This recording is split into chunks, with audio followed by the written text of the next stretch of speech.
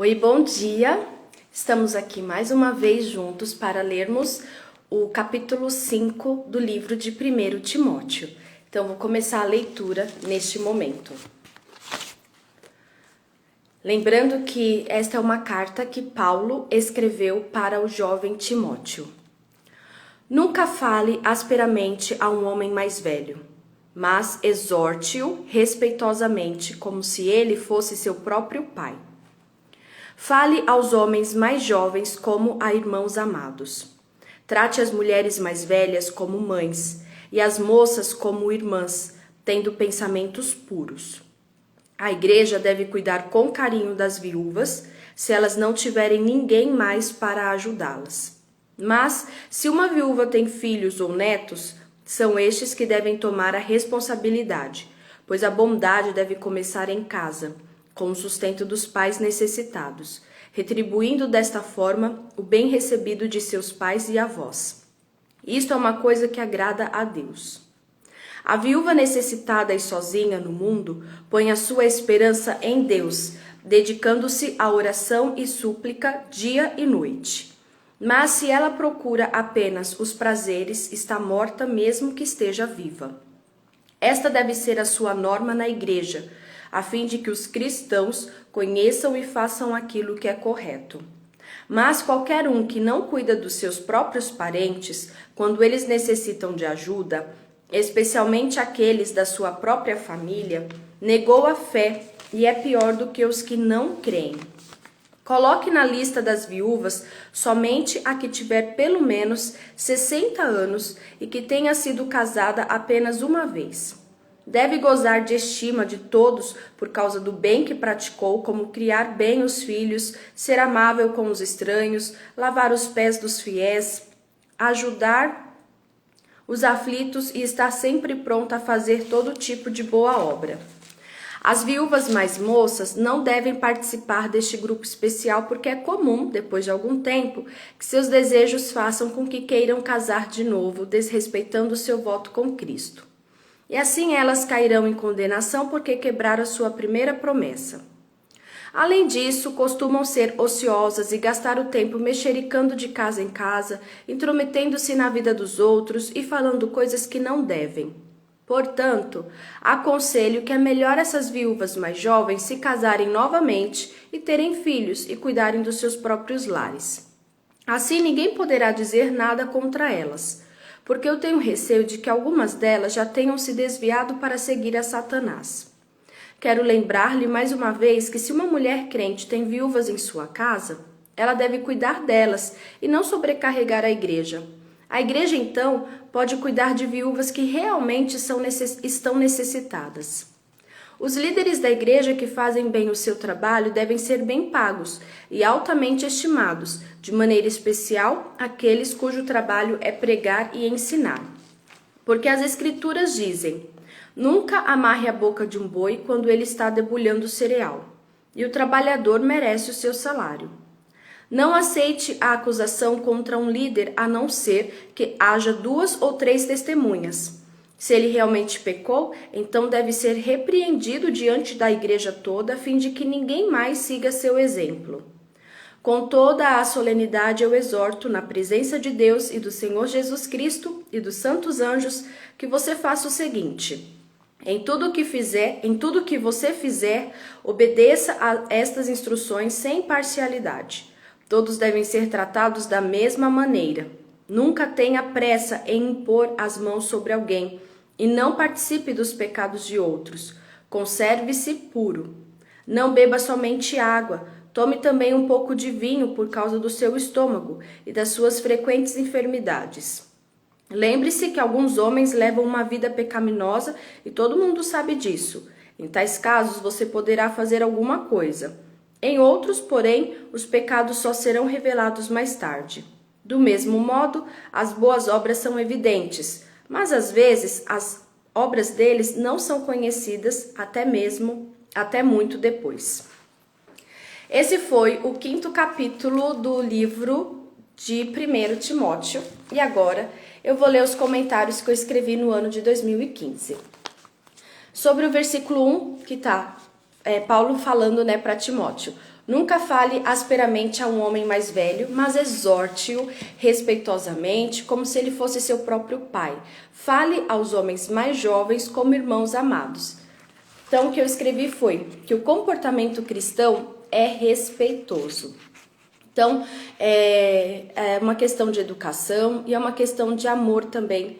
Você tratar as pessoas mais velhas, né, com muito respeito.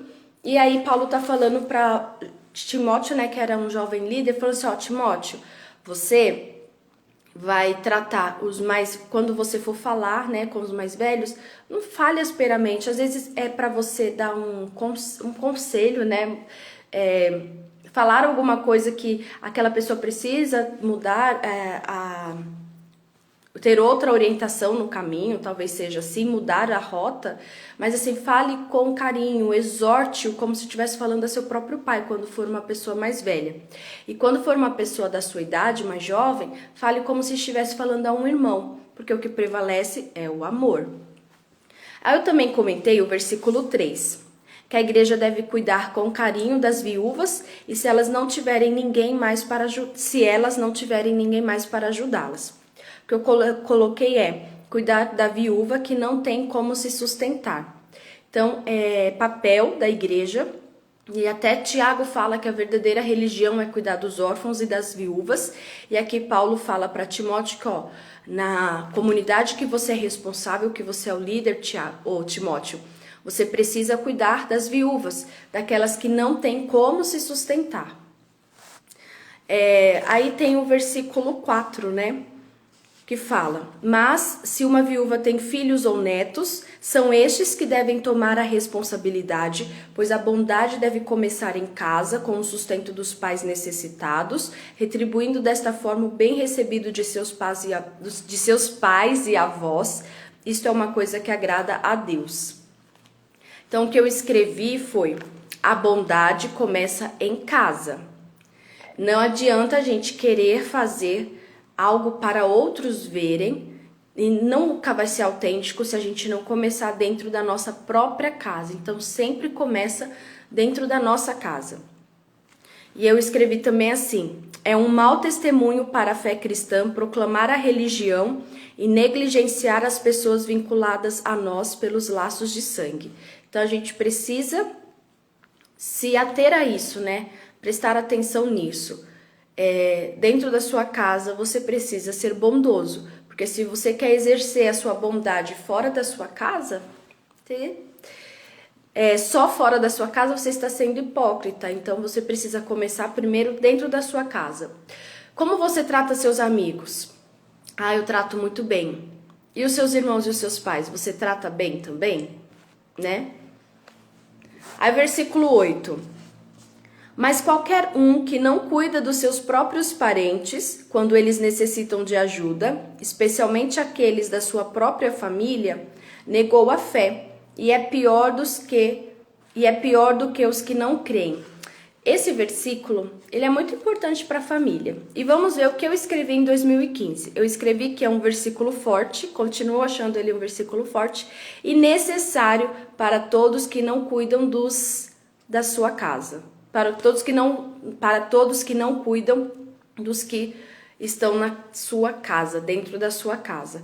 Então, Paulo deixa muito claro que se você não cuida bem da sua casa, se você não cuida bem dos seus próprios parentes que necessitam de ajuda, se você não tem esse olhar de amor para aqueles que estão mais próximos de você, que é o seu próximo mais próximo,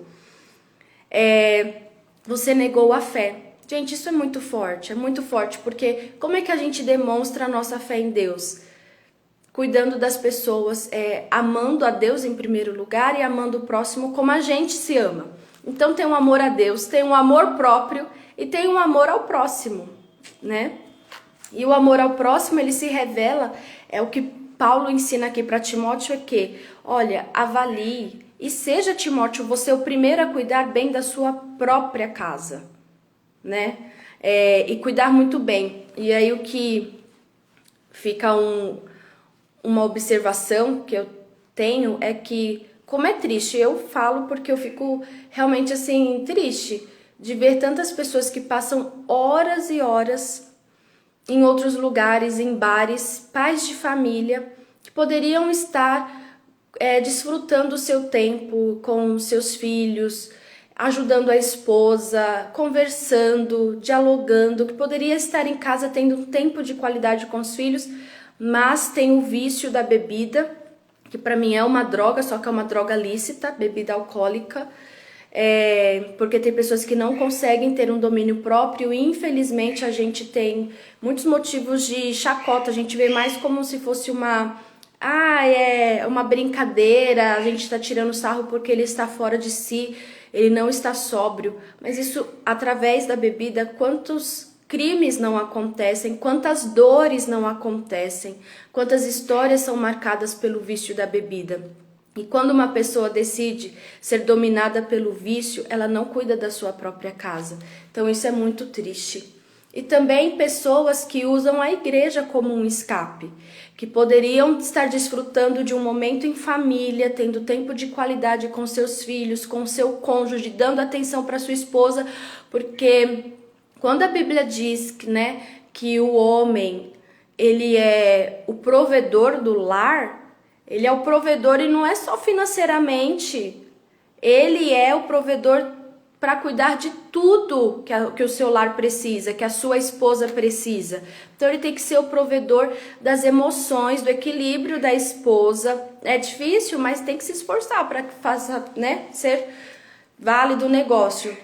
E então, às vezes tem muitas pessoas, e eu falo até eu peço para Deus, Senhor, não deixe eu ser uma pessoa que usa qualquer coisa que eu faça na vida, como uma atividade na igreja, ser um escape de coisas que eu às vezes não quero encarar dentro da minha casa. Então qualquer coisa que a gente faz na vida, a gente precisa ter equilíbrio. Como eu já comentei, nos versículos anteriores, dos dias anteriores que eu li. E quando Paulo fala para Timóteo que se você não cuida das pessoas que estão na sua casa, você está negando a fé em Jesus, é porque Deus fala, é João, que fala. João, em algum versículo lá no final da Bíblia, ele fala assim: como é que você diz que ama a Deus, que você nunca viu, e você não ama a pessoa que está do seu lado, que você vê com os seus olhos, que você conversa, que você pelo menos teria que conversar?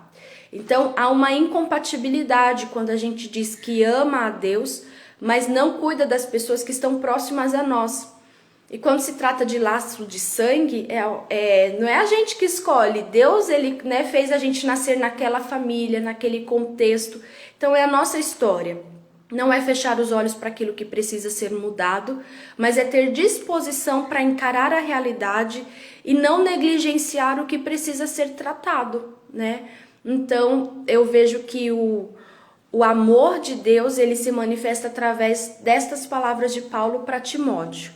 Então, muitos que às vezes, esse versículo uma vez a gente usou numa festividade do Ministério Infantil, que a gente estava falando sobre o tema da família, para que os pais, enxergassem isso. Às vezes o seu filho, ele quer ir com você numa praça. E, gente, criança não fica medindo se a praça tem raios, quilômetros de diâmetro, sei lá, ou se tem só 100 metros. Ele quer estar com você e brincando com você. Então, não é levar o filho para a praça e ficar mexendo no celular enquanto a criança está correndo ali. Não, é ter um tempo realmente de qualidade com a criança. É você olhar nos olhos dela, é você brincar com ela, participar da vida dela. E se você negligencia isso, é porque usando como desculpa uma tarefa mais espiritual, você está negando a sua fé. É duro não, é forte, mas é realidade, Então é isso que Paulo fala para Timóteo. Cuide bem das pessoas que vivem com você.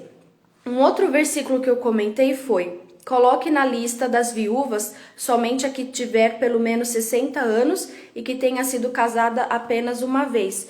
Eu coloquei o seguinte, eu escrevi: organização era algo que acontecia na igreja primitiva, pois eles tinham uma lista com os nomes das viúvas. Achei bem interessante isso, e aí também fica acho que uma tarefa para todos nós, né? Para quem até exerce cargo de liderança, ter uma lista das pessoas. Olha, eu ajudo tais famílias na igreja precisam de ajuda. Tenha o nome dessas famílias, para acompanhar essas famílias, né? Para saber quando é a data de aniversário delas, para promover um bolo, para cantar parabéns, para conhecer cada vez mais. Então, não é só, tá necessitado ali, vai ali e apaga aquele fogo. A igreja, eu falo igreja assim, o papel que nós desempenhamos no reino de Deus não tem que ser de né, só apagar um incêndio ali, pronto, acabou. Não, é a gente tratar. Sempre a prevenção antes, né? É tratar, é acompanhando, é conhecendo. E cada vez mais acredito que assim é manifestado o reino de Deus, que é um reino de paz, de amor e de justiça. Nós não vivemos isso ainda na sua totalidade, porque isso vai acontecer de fato, né? O reino assim total quando Jesus voltar e ele for o único rei verdadeiro. Ainda nós estamos sob o sistema de maldade, porque a natureza humana ainda está prevalecendo aqui. Mas nós, como embaixadores do reino de Cristo, precisamos fazer a nossa parte.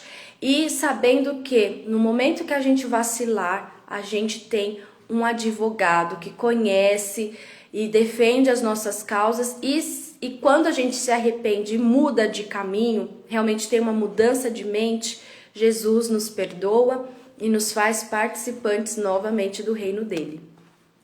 Agora tem o versículo 17, que eu comentei.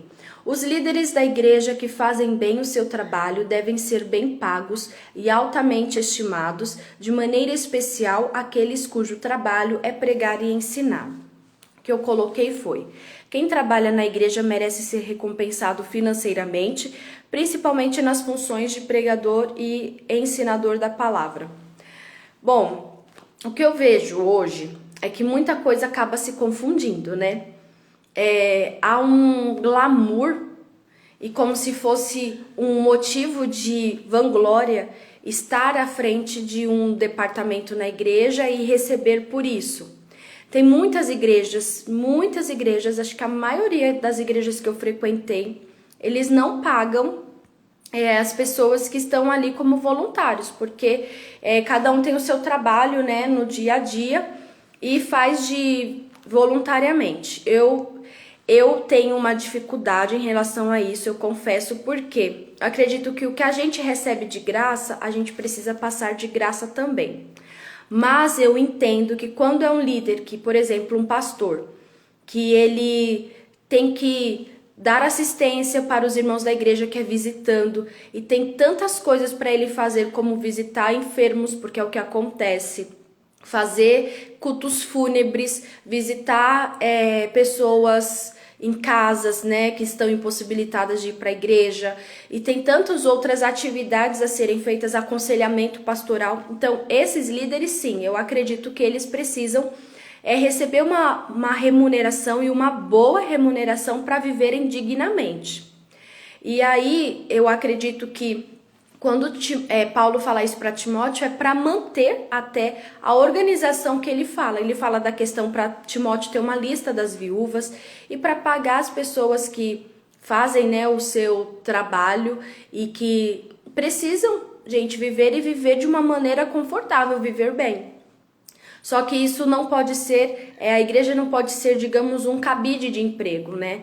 E também é uma coisa que eu vejo que, às vezes, uma pessoa tem a vocação para ser um ministro, para ser um líder, um aconselhador e tal, mas o filho dessa pessoa não. Então não pode ser uma coisa que, né, se passa como se fosse um reinado. Só realmente se tem uma vocação divina.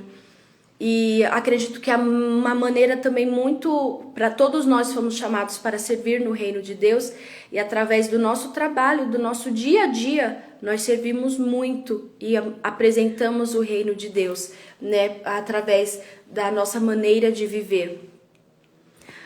Aí eu também comentei o versículo 18, porque as escrituras dizem: nunca amarre a boca de um boi quando ele está debulhando o cereal. Isso está escrito no livro de Deuteronômio. Então, a Bíblia sempre, né, reforçando a Bíblia.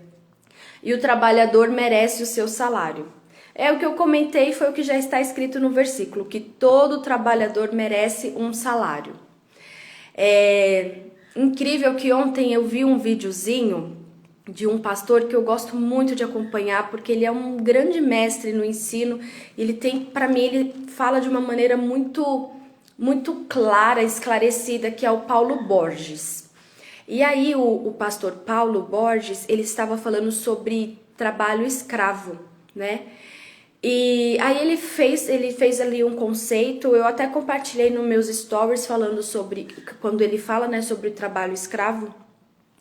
E a gente, todo trabalhador, tudo que você faz, que exerce o seu suor ali, né, você merece um salário sobre isso. Só que você precisa saber qual é também, por que você está fazendo, é um sustento seu, mas também algo que está sendo promovido, talvez indiretamente, mas que outra pessoa está sendo abençoada através do seu trabalho. Então não sei se você já parou para pensar quantas pessoas são alcançadas através do seu trabalho. É um sonho realizado, é uma coisa nova que a pessoa aprendeu, é um sabor novo que a pessoa ela vai, né, ali degustar. Então assim, quantas pessoas não são abençoadas? E se você olhar o seu trabalho por esses olhos, não vai ser mais, digamos, um trabalho escravo, mais ou menos isso. E como é triste ver que muitas pessoas que têm condições, às vezes, de promover uma economia, né, mais sustentável, de promover uma tranquilidade para os pais de família e tal, acham que a vantagem é tirar, esfolar o outro. E seja generoso não, seja justo, né? Porque acho que tem mais a ver com justiça do que com generosidade. Quando você for contratar algum trabalhador, algum prestador de serviço, seja justo, né, em ajudar não, porque não é uma ajuda, seja justo em pagar esse prestador de serviço. Lembrando que assim como a gente gostaria de ser tratado, a gente tem que tratar os outros. E não é fazer isso porque isso é uma bondade extrema, não, é porque é justiça, o reino de Deus é justiça. Então, às vezes, a gente quer um mundo melhor, mas a gente esquece de fazer a nossa parte com aquilo que está nas nossas mãos. E não se esqueçam, e eu falo para mim, o meu trabalho, né, o que me dá ali o meu ganha-pão é muito bom, mas o que é mais importante, além, né, acho que junto ali com o salário que eu tenho para honrar os meus compromissos financeiros, é o quanto ele está impactando outras pessoas, às vezes sem eu falar, mas é a maneira, o amor que eu coloco naquilo que eu faço. Então isso é muito importante, a gente não se esquecer, porque se a gente não vive dessa forma, a gente acaba entrando no piloto automático, e Deus não nos criou para viver como se fosse num piloto automático. Ele não me criou para eu ser aquele personagem do filme Clique que aperta lá o botãozinho para acelerar as coisas e já pulo para outra fase. Não, Deus me criou para viver aqui e agora, o presente, porque eu não encontro Deus em outro momento, se não for agora, nesse momento, nesse exato momento, que é o presente que Ele quer para mim, que Ele tem para mim e para você. Gente, muito obrigada pelos acenos, por vocês que têm acompanhado. E eu fico muito feliz por ter morado em outras cidades, porque eu tenho amizade até hoje, como a Dri colocou, saudades. Dri, que tempo bom que nós vivemos juntos aí em Bauru.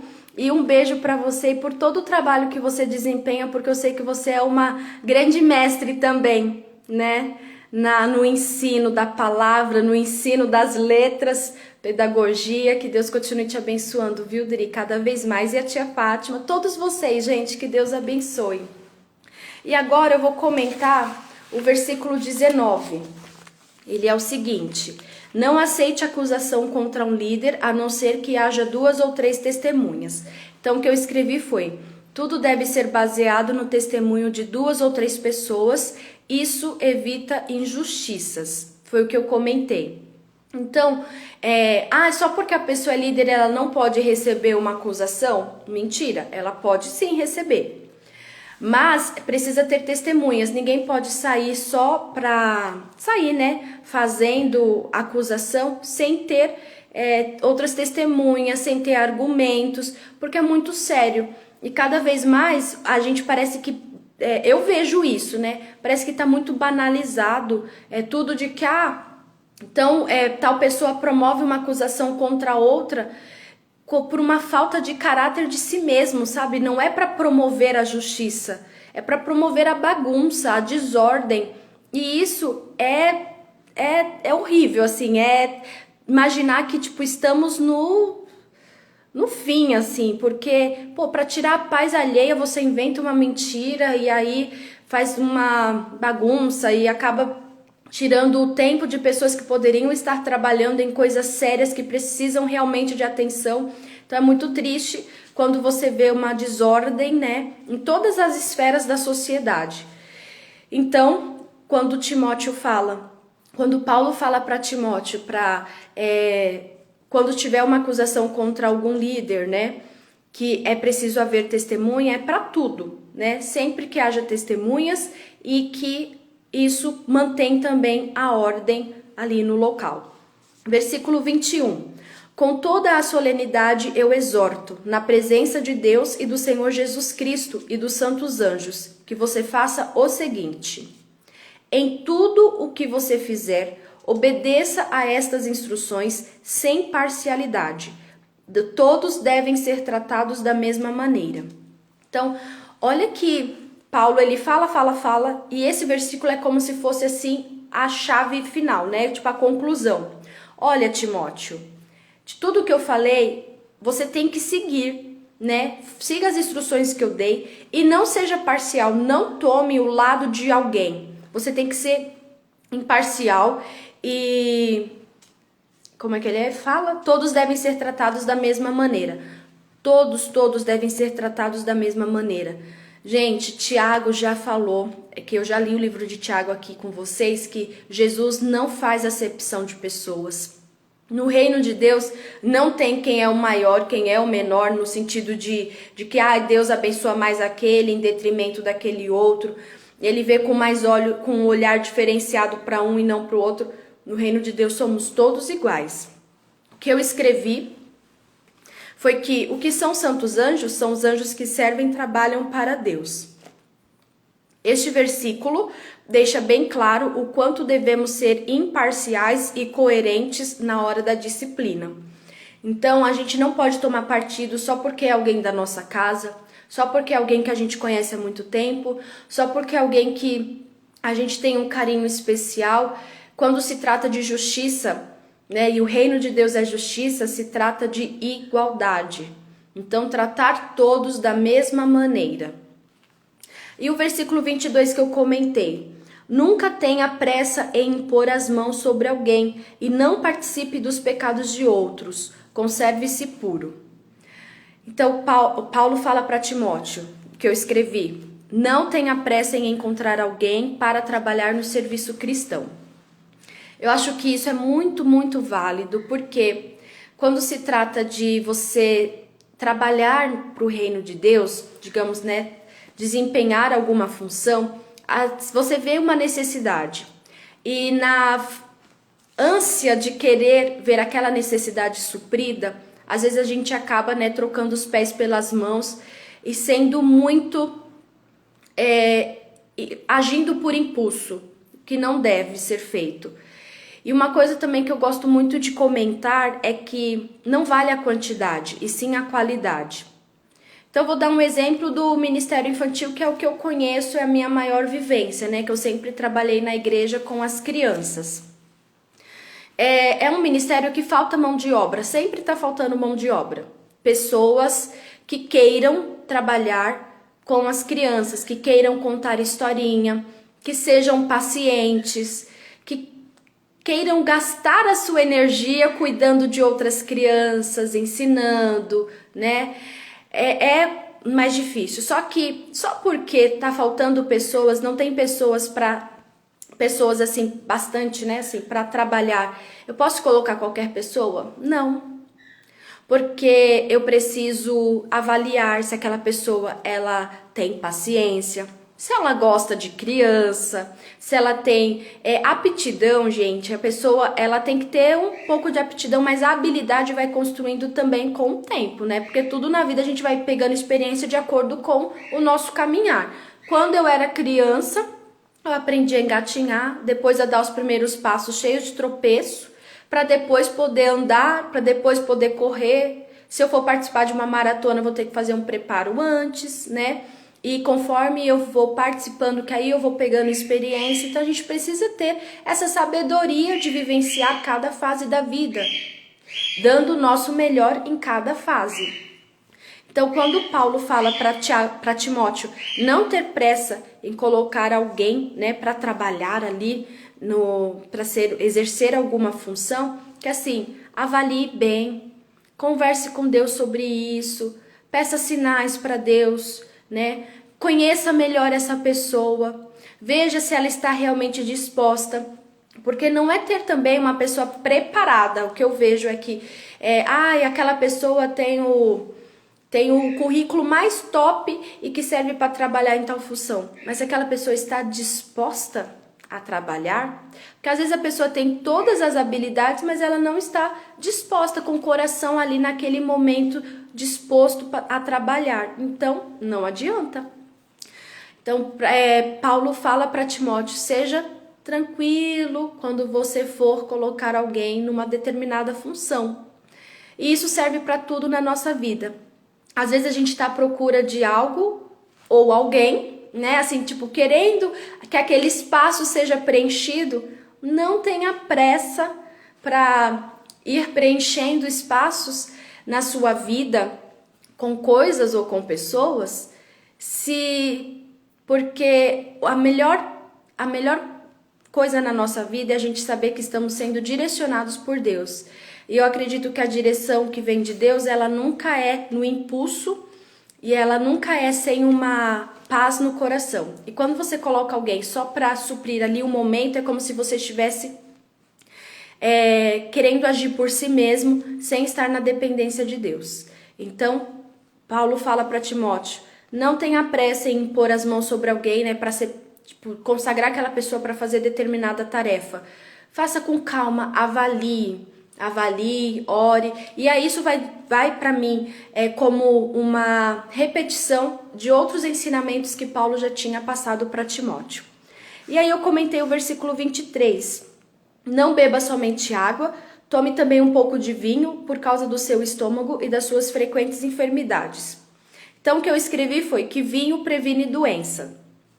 Aqui Paulo dá a entender que apesar de Timóteo ser jovem, ele tinha muitos problemas de enfermidade. E aí também fica uma coisa interessante: não é só porque a gente serve a Deus que a gente está livre de ter doenças. Quando Jesus fala, né, um livro lá, uma passagem de Isaías, que fala sobre Jesus, o profeta Isaías fala que ele tomou sobre si as nossas dores, as nossas enfermidades, o castigo que nos traz a paz estava sobre ele, e pelas suas pisaduras nós fomos sarados. Gente, nós fomos sarados. Isso se trata de quando nós estivermos com Cristo para sempre, nós não teremos mais dores, não teremos mais enfermidade, nós estaremos sarados eternamente, não haverá mais choro, não haverá mais dor. E isso para mim é motivo de muita alegria. Mas enquanto nós estamos aqui com o nosso corpo físico, nós passamos por sofrimento, nós passamos por dores, por dissabores, por desafios que nos causam frustração, por pedidos que às vezes não são atendidos, e nós devemos lidar com isso sabendo que nós não estamos sozinhos. Então, nesse conselho que Paulo dá para Timóteo: Timóteo, se cuide, tome aí o seu vinho, né? Tome um vinho para você prevenir as dores que você tem no estômago por conta das suas frequentes enfermidades. Se cuide. Eu vejo aí a mão de Deus, porque é o amor de um senhor chamado Paulo para um jovem chamado Timóteo. E aí, vamos levar esse exercício hoje para a nossa vida. Como você pode ver o amor de Deus por você, que você não está sozinho? Qual é a pessoa ou quais são as pessoas que estão do seu lado que se importam com você, que cuidam de você, que já demonstraram ou estão neste momento demonstrando amor por você? É o cuidado de Deus, é uma manifestação de Deus através da vida dessas pessoas. E que você também seja essa pessoa que manifesta o amor de Deus pela vida de outras pessoas.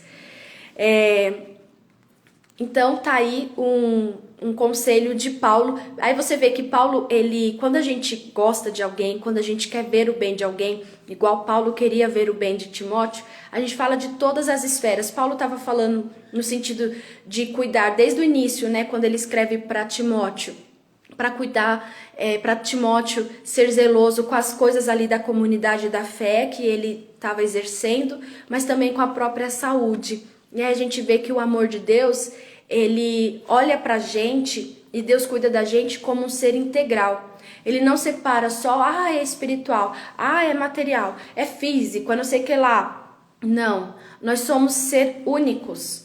Então, quando a gente está psicologicamente afetado, espiritualmente também nós estaremos. Quando o nosso corpo não está bem, as outras esferas da nossa vida também sentem. Então, é importante a gente se olhar como um ser integral, né, único, e colocarmos diante de Deus. Eu tenho feito uma oração ultimamente, comecei ano passado a orar para Deus, porque eu não sabia, mas eu fiz uns exames ano passado, e aí eu descobri que eu estava com tireoide alterada. Eu tenho agora que frequentar endócrino. Eu nunca pensei que eu precisaria frequentar endócrino, porque para mim parece que era coisa de, assim, pessoas bem mais velhas, bem mais velhas. Desculpa quem tem que frequentar endócrino, mas eu sou jovem e tenho 38 anos. E ano passado eu tive que começar a passar no endócrino e cada vez que eu ia lá, ele alterava a quantidade lá a dosagem, né, do remédio. E aí eu percebi e ainda eu percebo que o meu corpo tem umas oscilações muito grandes e por questões, né, outros remédios que eu tenho um outro remédio que eu tenho que tomar. E quando se fala da saúde feminina, ela altera muito a questão hormonal e isso prejudica muito. Eu falo por mim, né, a minha experiência, que como eu tomo um remédio para adiantar a menopausa, aí o médico falou: você já está na pré-menopausa e tal. Isso me afeta demais. Então eu tenho orado para Deus desde o ano passado pedindo assim: Senhor, me dê discernimento para eu entender quando for uma dificuldade do meu hormônio, né, do meu organismo. Me dê discernimento para eu saber lidar quando for com o meu corpo, para eu saber tomar, fazer a alimentação certa, né? Porque eu tenho cuidado da minha alimentação. Quando for questão emocional, porque assim, gente, é muita mudança de cidade. Mira, você mudou, é tudo aqui em São Paulo, mas é morar no interior, depois volta para São Paulo, aí você muda de emprego, aí você muda de ramo de emprego. É muita mudança que vai afetando, e principalmente quando se trata da espera pelos meus filhos, que eu estou no processo de adoção já faz alguns anos. Então assim, tudo isso eu falo, isso é emocional?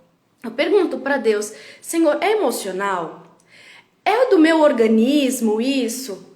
É espiritual? Porque às vezes eu sinto também que é como se fossem ataques na minha mente para me fazer fraquejar, sabe assim? Para me trazer medo, para me trazer um desespero. Então eu falo: Senhor, se for um combo, se é um combo que tá ali emocionalmente afetada, espiritualmente também sendo afetada, e no meu organismo também, me ajude a saber lidar com tudo isso. Mas, Senhor, não me deixe murmurar. Eu peço para Deus, sabe assim, para que Ele não me deixe perder as esperanças. Então, são orações que eu faço com Deus, e eu acredito que quando Deus envia pessoas também para falar com a gente, né? Tipo, como Paulo tá falando para Timóteo, se cuida nisso, faz isso, eu vejo o carinho, o cuidado de Deus. Então, eu tô compartilhando isso porque eu tô trazendo para a realidade aqui do dia a dia. Então, são coisas que a gente... sei lá, gente, a gente precisa trazer. Vamos continuar, é o último versículo agora que eu comentei. Versículo 24. Lembre-se que alguns homens levam uma vida pecaminosa e todo mundo sabe disso. Em tais casos você poderá fazer alguma coisa. Em outros, porém, os pecados só serão revelados mais tarde. O que eu escrevi foi: há tempo para todas as coisas. Isso também, gente, já está escrito na Bíblia, né? Lá em Eclesiastes 3, que fala que há tempo para tudo. Há tempo de abraçar, há tempo de deixar de abraçar, há tempo de plantar, há tempo de colher, há tempo para tudo. Até mesmo para os pecados serem revelados. Foi isso que eu escrevi. Então, o que a gente precisa ter, né? Eu preciso ter claro na minha mente que isso não compete a mim, né? O que outra pessoa vive compete a outra pessoa. Agora, se eu tenho a função de exortar aquela pessoa que está próxima a mim, eu preciso fazer isso. Porque se eu vejo que uma pessoa está caminhando para o abismo, eu tenho que segurar na mão dela e livrá-la daquele abismo, para que ela não dê um passo adiante, para ela não cair naquele abismo, para que ela recue. Mas tem aqui, como Paulo fala, alguns homens levam uma vida pecaminosa, todo mundo sabe disso, mas em tais casos você poderá fazer alguma coisa. Em alguns momentos você vai poder fazer alguma coisa, em outros, porém, não, né? Então, assim, é não se esquecer que o dono do tempo, eu falo isso pra mim, que o dono de todas as coisas é Jesus. Então, ele que é o Senhor, e que eu preciso descansar nele e não querer agir pelas minhas próprias mãos e não querer fazer, convencer a outra pessoa de tal coisa. É eu conversar em amor, mas saber que a vida daquela pessoa são as escolhas dela, é a individualidade dela. E aí o que eu posso fazer, o que eu faço é simplesmente pedir para Deus cuidar daquela pessoa em todos os momentos da vida dela e que Deus se revele para ela, que ela seja alcançada, mas sabendo que o que compete a mim é orar e ser tudo que eu fizer ou falar ser direcionado por Deus, porque eu já fiz isso, eu já agi por impulso falando com algumas pessoas que eu amo muito e que ao invés de melhorar a situação, piorou. Então uma lição que eu aprendi na prática que por mais que, mas eu fiz na maior boa vontade e foi numa intenção boa, mas eu agi no impulso. E eu preciso colocar nas mãos de Deus e saber que às vezes Deus não vai usar a minha fala para alcançar aquela pessoa. Mas através da minha oração, Deus vai usar outra pessoa, outra situação, em outro momento, para falar com aquela pessoa e para se direcionar a ela e se revelar a ela naquilo que precisa ser mudado, alterado. Uma coisa que Paulo fala para Timóteo que me edifica muito, me faz muito bem, é que Paulo fala, tem uma parte que Paulo fala que para Timóteo se conservar puro, né? E para ele não participar de coisas que não são boas, né? Não participe dos pecados de outros. Então, pecado é tudo aquilo que nos afasta de Deus.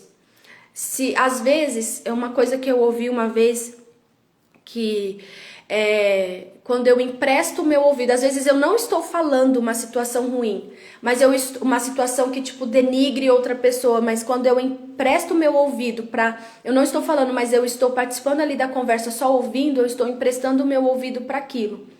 E emprestar o meu ouvido para aquilo é participar também. Então, quando Paulo fala para Timóteo, não participe dos pecados dos outros, a lição que fica para mim hoje reforçando, não empreste o seu ouvido para aquilo que não é bom. Seja paciente no trato com os outros, né? E se cuide. Então, esses foram os versículos de hoje. Amanhã, sim, nós terminaremos o livro de 1 Timóteo, porque 1 Timóteo tem 6 capítulos, hoje eu li o capítulo 5 e amanhã eu lerei o capítulo 6, a 7 e 10. Gente, para todos vocês que assinaram, pessoas de todos os lugares, que Deus abençoe grandemente todos vocês, pessoas que eu conheci ao longo aí da história da minha vida, que Deus abençoe mais e mais. Agora eu vou fazer uma oração para a gente finalizar. Pai, o Senhor que está no céu, obrigada por este momento. Obrigada porque o Senhor me dá a oportunidade de ler a Bíblia, de ver os conselhos de Paulo para Timóteo e de aplicar esses conselhos também para a minha vida.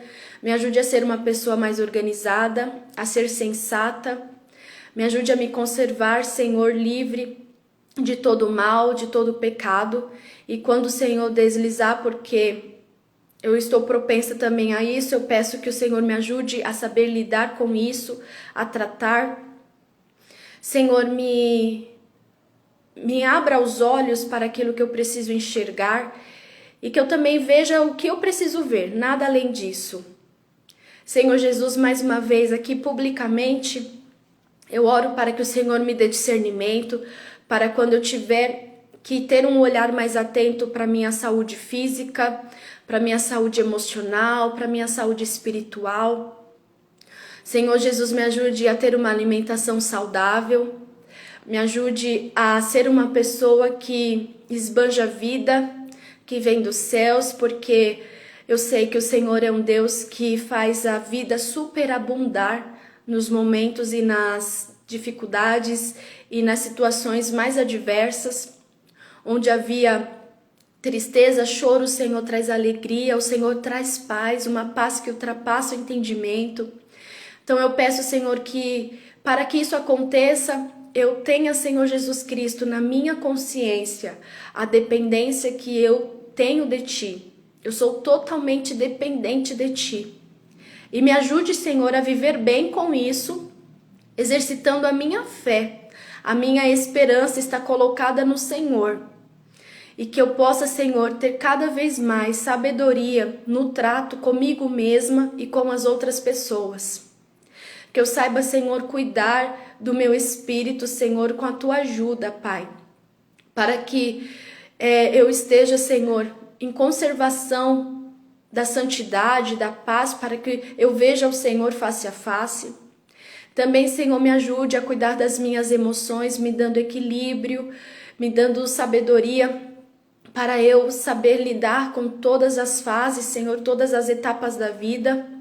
E também, Senhor Jesus Cristo, a minha saúde, Pai, ela pertence a Ti, porque eu sou Tua, eu sou criatura Tua, eu sou Tua filha.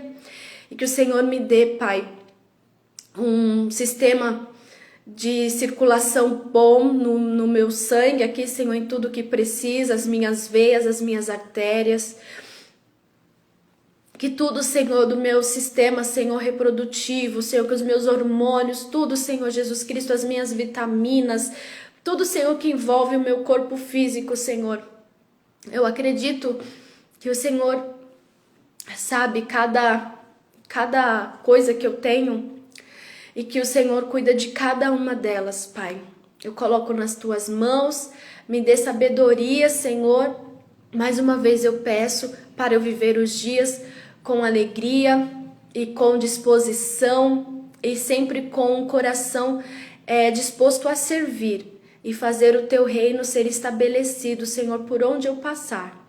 Te peço perdão pelos meus pecados, sejam eles por pensamentos, por palavras, por omissão, por obras. Tudo, Senhor Jesus Cristo, que me distancia de Ti, que me atrapalha a ter uma comunhão intensa com o Senhor, que o Senhor me ajude a ser limpa e a estar em constante contato íntimo contigo. Que eu veja o Senhor em tudo. Em nome de Jesus é o que eu peço. Espírito Santo, continue conosco no dia de hoje e nos dê uma sexta-feira abençoada, de muita paz. Obrigada por tudo. Amém. Gente, até amanhã, que Deus abençoe a sua sexta-feira e que amanhã, sábado, estaremos juntos novamente para ler o capítulo 6. Deus te guie, Deus te abençoe e obrigada pela participação.